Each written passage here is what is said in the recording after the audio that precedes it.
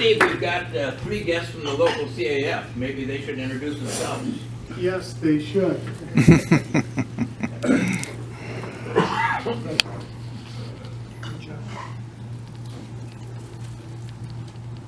I'm Ken Smith.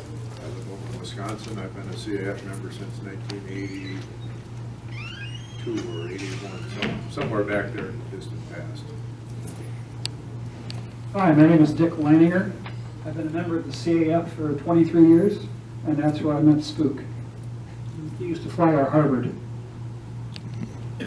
My name is Jerry Hahn, and I'm one of the original wing members here when we formed the wing in 1972 of the CAF. I have been flying the BT-13 during the times that I knew Spook. Spook and I flew together with the BT, and he into Harvard. Thank you, guys. Thank you, gentlemen.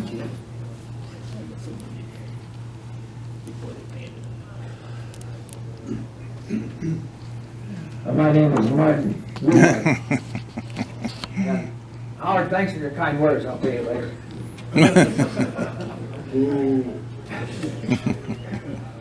Talking about Spook Johns. Back in the late 80s, I was in charge of the training aircraft for Planes of Fame. T-6, the Stearman, the T-34, the support aircraft, the Bonanza, and the Baron. And Jim Duffy, Spook had come over from the CAF, and he'd been flying the T-6 over with the Confederate Air Force. And Jim Duffy said, Lou, he says, will you check out Spook and the Stearman? And so I said, sure. So Spook and I sat down, and he went through his background, A-Raider, and Vietnam, and so on. And I thought, I'm going to check out him and the Stearman, but I had to put it on paper. So I climbed in the front seat, the Stearman, Spook in the back seat, and with other pilots that I had to check out in the Stearman, sometimes it takes several hours. Spook and I went out, and he did 3 takeoffs and landings. And I said, Spook, as far as I'm concerned, you're all checked out. He said, hell, let's fly a little bit more. So Bob Pond was paying for the airplane, so we flew a little bit more. And then Spook joined the other group in doing passenger hops. Well, those of you that know the Stearman, it's kind of a ground looping son of a gun. So we had a policy, if the crosswind component was more than 10 knots, you'd make a wheel landing rather than try to make a 3-point landing. Some of the other pilots didn't have an awful lot of tail darter time. And even with 15, 16, 17, 18 knot crosswind landing, Spook would be out there making a 3-point landing. Perfect 3-point landing. And I called in Spook and I said, Spook, you're making a 3-point landing. Well, you know you have no problem with it, but you're setting a bad example for these other pilots. I said, they'll be trying to make a 3-point landing with 17, 18 knot crosswind landing like you, and about liable to get a wingtip. He said, well, they should learn better. And I said, Spook, that's not the point. Just follow the rules. And here I'm talking to a guy like Spook. I said, just follow the rules, and when you have a crosswind component of more than 10 knots, make a wheel landing. He said, well, hell, it won't be any fun, but I will. That was Spook. It was great to work with. So that's my Spook Johns story. The difference between Jim Johns and Spook Johns, Spook had hair.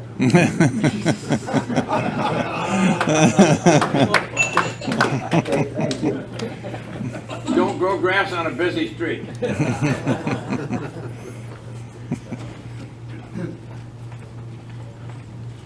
Everybody knows how Spook liked to make plastic models. And several years ago, Spook was asked to make a model of a B-24.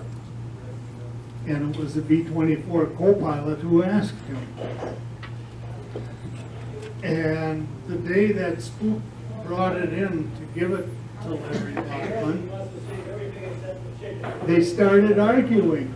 Larry wanted to pay him. And Spook said, I didn't do this for pay, I did it because I want to, because I enjoy it. And they went back and forth for about 10 minutes before Spook just finally said, nope, keep your money, Larry. And so that was the end of it.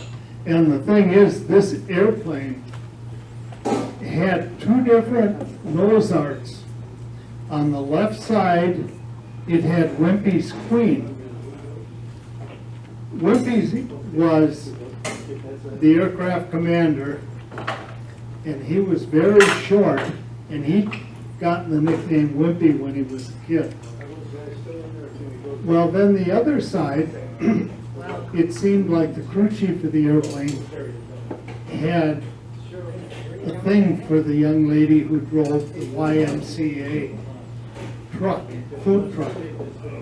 So on the right side, it was the YMCA flying service.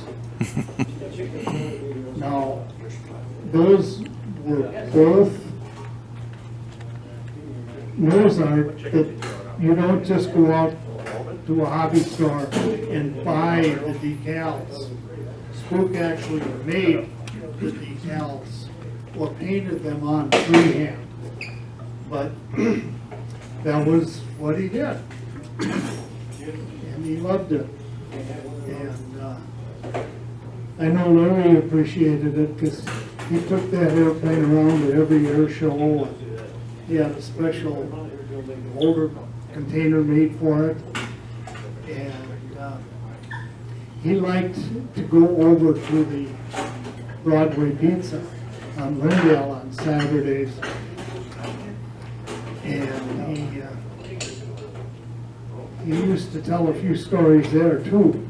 For example, he was a Sun Country pilot, and he liked to fly into Boston because he knew this pizza place down in Quincy, and he loved to go there.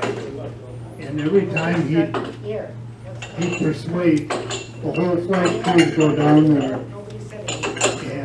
And it also had good clam chowder.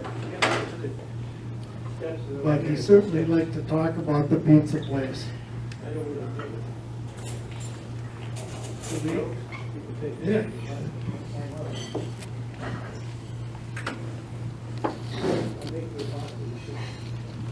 I assume you've all heard the story about Spook flying under the Golden Gate Bridge. Remember that? Oh, yes. His squadron was in Alameda or someplace in San Francisco. And on his first flight, the aircraft carrier was out in the ocean. So he had to fly from land out there to the aircraft carrier. And on the way, Spook went under the Golden Gate Bridge. And his wingman said, "Oh, Spook, you shouldn't have done that." And Spook said, "What are they going to do? Send me to Vietnam?" What was he flying? Skyraider. Pardon? Skyraider. Skyraider? Yeah. He told me the same exact ending with a few more words that I won't mention. Got another over here. Say, Steve. I got it.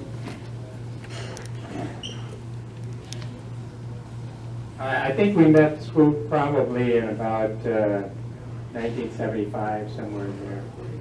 It was before the home and air shows that the CAF was putting together. And he was flying to Harvard, I was flying to VT-13, and I'm cruising along out towards the St. Croix River, not knowing where Spook is. And how many of you in here know what a hot nose is? Lou, do you know what a hot nose is? No. Well, anyway, Spook showed me what a hot nose was, much to my surprise. And what it is he came, I'm cruising along with that VT at about 120, and he came up underneath it and right up in front of me. And of course, then the BT goes through the slipstream, and well, I didn't have any extra laundry that day, but it was close to it. Then he turns around and he comes back at me, and he's going into the into the radio, and he's coming down and straightening me with the Harvard. Anyway, that's my story about school.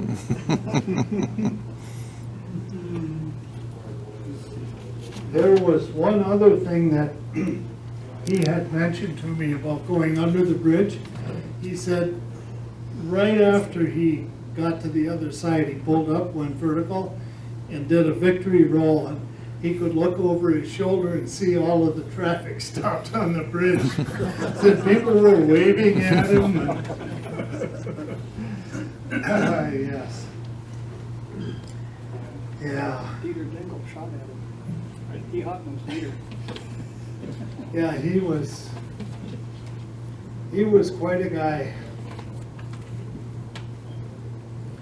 Anybody else got a story?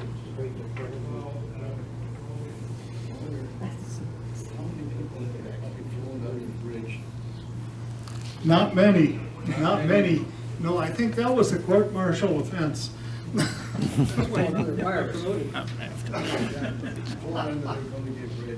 was just gonna mention a book that, that Spook figured into quite a bit. It's called Hero Found. I've forgotten the, Bruce Henderson, I think, might be the author.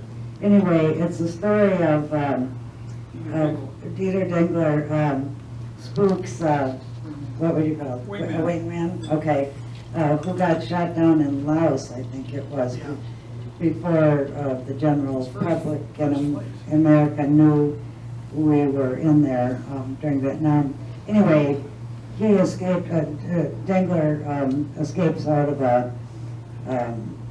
jungle prisons and makes his way out. And Werner Herzog, though, the German film director, made 2 films about Dieter's story. One was a documentary, which we saw here at a luncheon back in early 2000s maybe or something, and it left a huge impression on me. The Hollywood movie that Herzog did is called Rescue Dawn, if you may have seen that. I'd be telling. But anyway, after I saw the, I think it's Little Dieter Needs to Fly was the documentary. After I saw that here, it left a huge impression on me.